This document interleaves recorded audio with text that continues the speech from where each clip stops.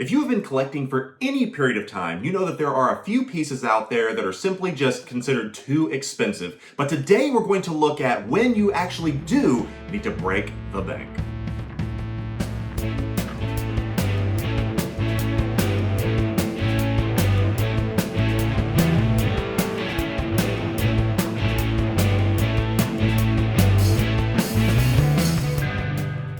In the world of six scale collecting, no two words sum up the holes in our collection than want and need. As long as there are figures to collect, there will always be those pieces on the periphery that catch our eye and force us to answer the question of, is this a want or a need?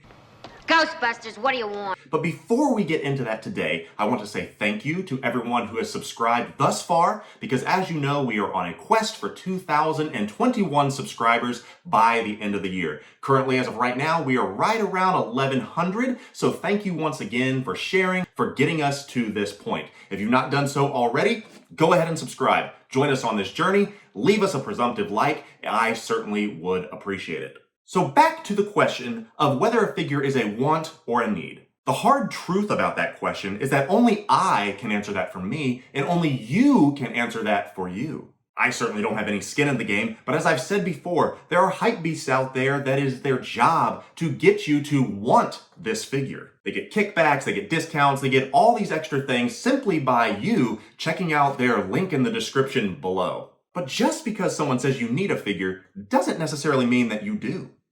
Give me, I need, give me. But there are some figures out there that are a little bit different than your average want, and like me, are genuine needs to fill some holes in your collection. As you may know, I finally bit the bullet recently and acquired a need in my collection, that being the Blitzway Ghostbusters.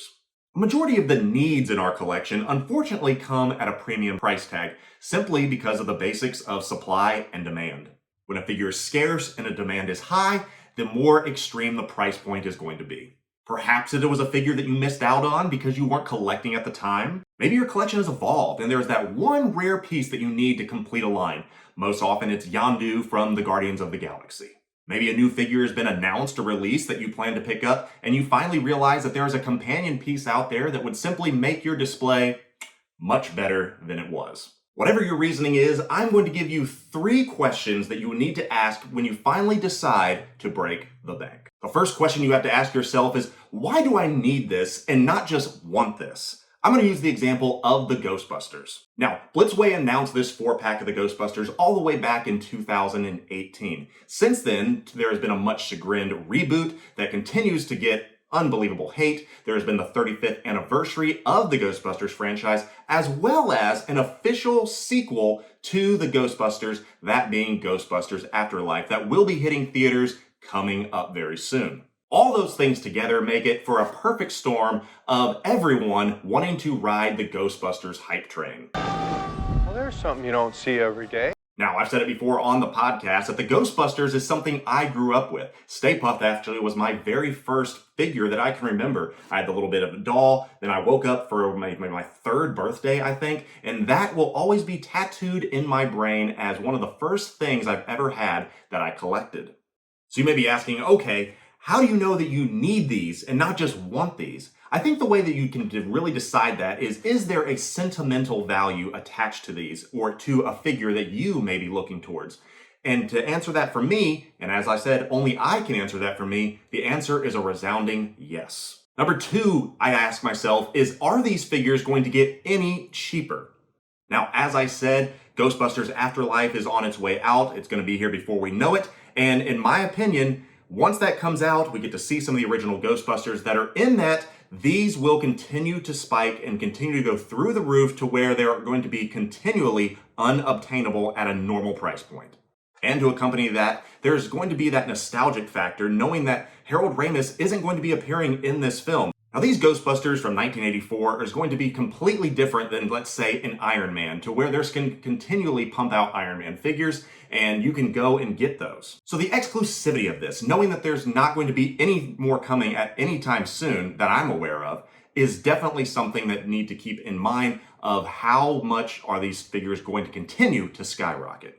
And lastly, number 3 is probably the most important. can I responsibly make this purchase? As I said, we're using the term break the bank, which means that these are probably going at a premium cost. And in the world of 6 scale collecting, this is not a cheap hobby. It is not for the faint of wallet. So with that being said, can you make a responsible decision on these purchases that you're going to make? Is it going to be something that you regret because it puts you further into debt? Is it going to be something that if a significant other finds it, they're going to be like, what in the world are you doing spending that much on it? So ask your question, is this going to be the responsible thing to do? Now, there are ways to offset that. Perhaps there are some pieces that you need to remove from your collection to possibly fund the new pieces that are going to be coming in. Maybe sell something, maybe put something up on eBay, Mercari.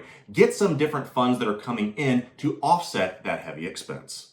If you can confidently answer those questions, then I say go ahead and break the bank. Now, something to keep in mind that is equally important, and that is to find a reliable, safe place to make this purchase. You've heard it said before, if a deal sounds too good to be true, it most likely probably is. If you're going to be doing PayPal, always make sure to do goods and services, not friends and family, unless this is someone you personally know and you're going to be getting it from somebody that you personally know, because that way, if something were to go hairy and to go awry, you are covered. Make sure if it's eBay, it is a reputable seller that has good feedback. Click on the negatives if they happen to have any, and make sure it doesn't say scam or something like that along those lines. One of the reasons that I stick with eBay for a lot of my purchases is because of the buyer protection. If something goes wrong, most of the time eBay does side with the buyer, so buy with confidence. If you're going to be using Marketplace, make sure it's from a seller that someone else can vouch for. Don't be meeting in some back alleys to get a good deal or anything along those lines. And then, when you finally pick up your item, make sure to display it with pride and confidence, knowing that you do not regret this decision, but realize, like me with my Ghostbusters, this is one of my favorite pieces in my collection.